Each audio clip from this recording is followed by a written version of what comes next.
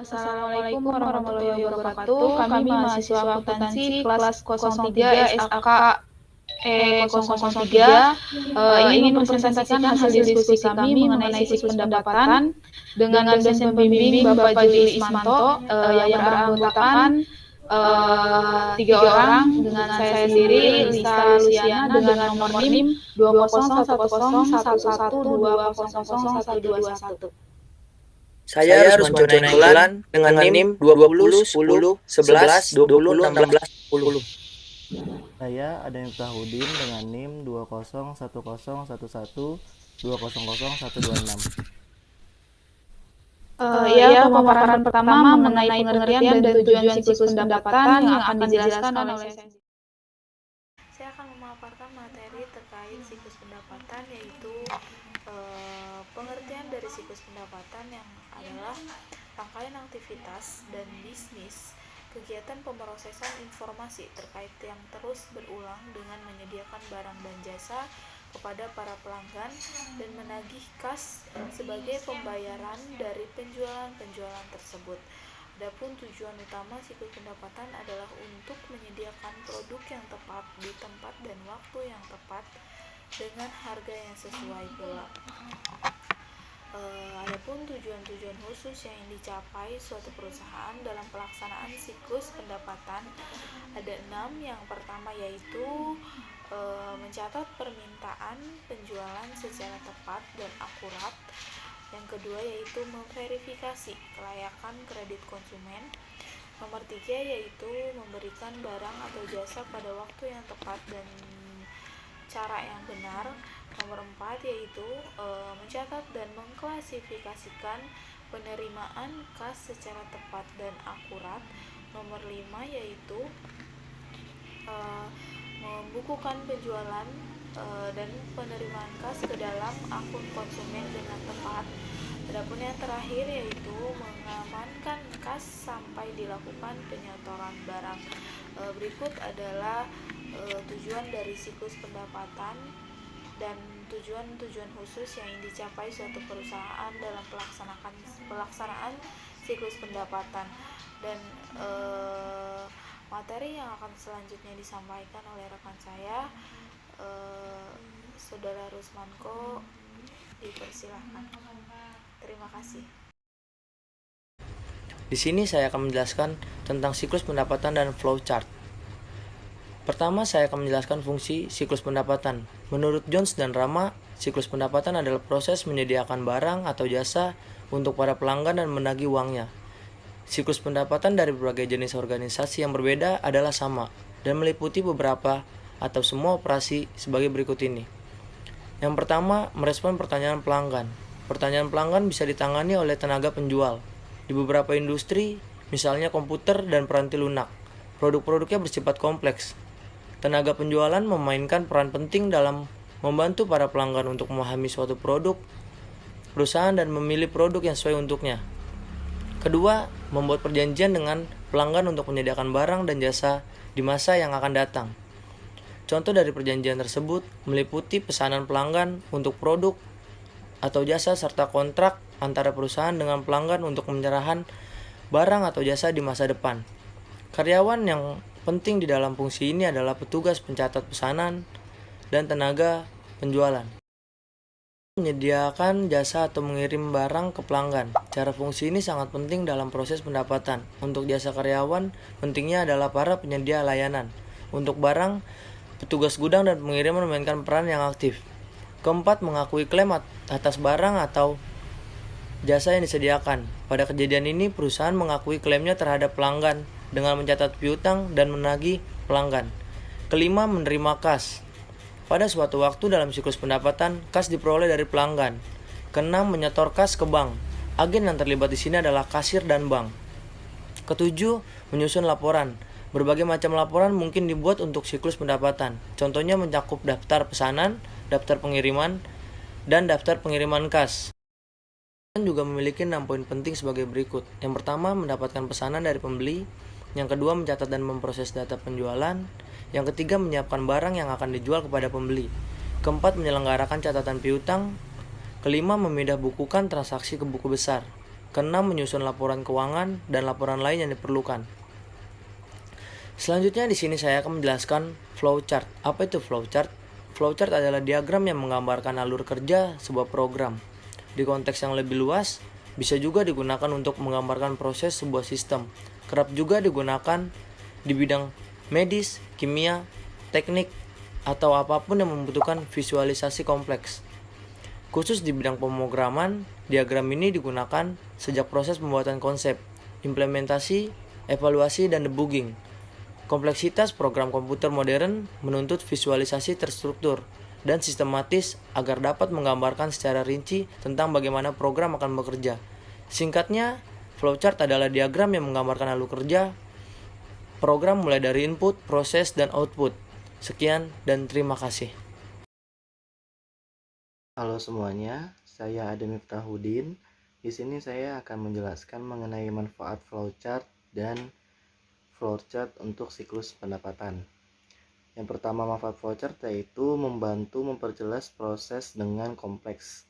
Keuntungan ini yang pertama bisa kita dapatkan dengan mengaplikasikan flowchart, yaitu memperjelas proses dengan kompleks untuk memudahkan pekerjaan kita dalam sehari-hari. Yang kedua, dapat membantu anggota tim mendapatkan pemahaman bersama mengenai proses. Adapun keuntungan lainnya yang bisa kita dapatkan dengan flowchart adalah dapat memberikan pemahaman kepada anggota tim mengenai proses yang ada. Selain itu juga digunakan untuk mengumpulkan data, mengidentifikasi sebuah masalah hingga melakukan identifikasi sumber. Yang ketiga digunakan sebagai dokumentasi, yakni proses dokumentasi memang sangat penting sebagai bukti. Salah satu cara paling efektif untuk melakukan dokumentasi adalah dengan memanfaatkan flowchart. Yang keempat yaitu digunakan sebagai pedoman. Dapat digunakan sebagai pedoman dalam menjalankan proses operasional. Dengan cara inilah, maka proses kerja juga akan lebih cepat. Yang kelima, dapat membantu untuk mengambil keputusan. Jika selama ini sulit untuk mengambil keputusan, maka saatnya kita membutuhkan flowchart untuk membantu kita lebih mudah untuk mengambil sebuah keputusan. Kemudian yang keenam, sebagai dasar untuk merancang proses yang baru. Ketika kita akan membuat program, maka terlebih dahulu kita harus merancang proses terlebih dahulu. Nah, dengan menggunakan flowchart inilah maka kita akan diberikan kemudahan untuk merancang proses tersebut. Yang ketujuh, dapat membuat logika lebih terang. Jika kita kesulitan untuk memahami bagaimana logika dalam sebuah program, maka kita bisa menggunakan bagan flowchart untuk membantu kita untuk mengaplikasikannya dalam bentuk flowchart. Yang kedelapan, menyoroti langkah-langkah penting. Selain itu, manfaat lainnya yang bisa kita dapatkan yakni untuk menyoroti adanya langkah-langkah penting ataupun untuk menghilangkan langkah-langkah yang tidak perlu di dalam flowchart tersebut. Baik, selanjutnya di sini saya akan menjelaskan mengenai flowchart siklus pendapatan. Di sini saya akan menjelaskan siklus pendapatan menggunakan Microsoft Akuntansi Visio. Dimulai dari customer, di mana customer ini adalah suatu individu atau rumah tangga, bisa juga perusahaan yang membeli barang atau jasa yang dihabiskan dalam ekonomi secara spesifik terbiasa untuk membeli barang tersebut pada suatu toko tertentu. Di sini saya coba mencontohkan untuk sebuah customer membeli barang berupa komputer. Ketika customer ingin memerlukan suatu barang, maka ada perlunya order barang. Di sini pasti adanya kebutuhan untuk customer, baik itu untuk dipakai sendiri ataupun dijual kembali. Setelah order barang itu tersebut terjadi atau purchase order itu sudah keluar, kita sebagai penjual juga harus memeriksa stok barang kita di gudang, di mana stok barang ini tuh harus memenuhi spesifikasi yang diminta oleh customer tersebut. Apabila stok itu sudah ada di gudang, apabila sudah ready sesuai dengan kebutuhan customer, maka selanjutnya akan dilakukan pengiriman barang. Dan juga sebelum pengiriman barang pasti perlu adanya pengepakan atau packing barang. Ketika packing barang sudah dilakukan, maka terjadilah proses pengiriman barang sampai ke customer. Untuk siklus ini berkaitan dengan proses bagaimana barang tersebut dipesan sampai masuk ke gudang, dan juga untuk proses bagaimana barang tersebut diterima oleh customer. Kemudian untuk dari proses pembayarannya sendiri, apabila customer menggunakan tunai atau kredit, yang pertama saya akan menjelaskan mengenai kredit terlebih dahulu. Apabila customer menggunakan pembayaran secara kredit, maka dari sisi penjual akan menimbulkan yang namanya piutang dagang.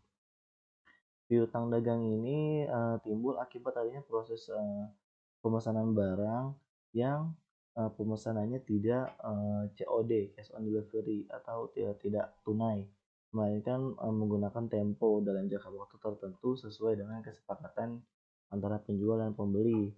Ketika piutang dagang sudah muncul, maka apabila sudah ingin mendekati jatuh tempo, maka ada proses penagihan kepada customer. Untuk membayar sejumlah kas yang sudah dijanjikan kepada penjual akibat adanya transaksi pembelian komputer tersebut. Apabila customer sudah membayar, maka akan masuk ke dalam saldo kas. Kas ini dimana hasil akhir untuk siklus pendapatan, bagaimana caranya dari mulai pemesanan customer sampai kita sebagai penjual untuk mendapatkan sebuah omset atau sebuah keuntungan dari adanya kegiatan transaksi.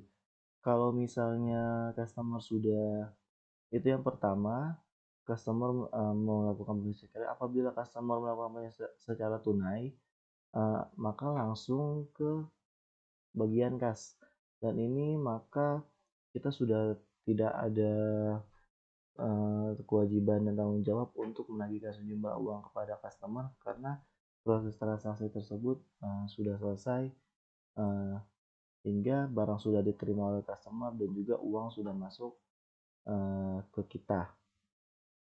Dan pembayaran sendiri ini bisa melalui ATM transfer ataupun cash dan sebagainya. Dan juga jangan lupa untuk ketika customer mau order barang, kita juga harus mengetahui quality control kita. Bagaimana kepuasan pelanggan adalah salah satu kunci sukses utama kita untuk meningkatkan omset sebuah perusahaan. Sekian dari saya. Sekian pemaparan dari kelompok kami. Kurang lebihnya mohon maaf apabila ada kekurangan atau kesalahan kata. Sekian, wassalamualaikum warahmatullahi wabarakatuh.